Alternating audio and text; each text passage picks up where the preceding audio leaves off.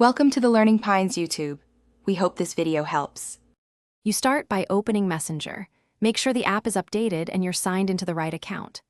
Once in, tap your profile photo at the top left to open settings because that's where the privacy controls live.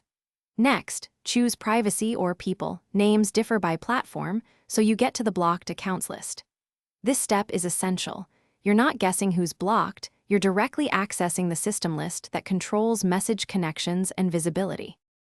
Now you're looking at the blocked list. Scroll to scan or type a name into the search bar for speed. Once you find a person, tap their entry to reveal details. This is where you decide next steps.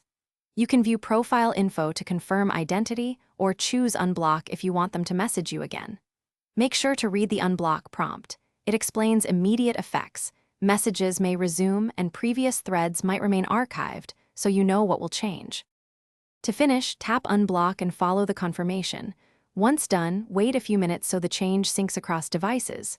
If the person still doesn't appear in Messenger, check Facebook's account blocking settings. Some blocks live there instead of Messenger. If things go wrong, update the app, clear the app cache, or log out and back in. These actions refresh lists and resolve most display issues.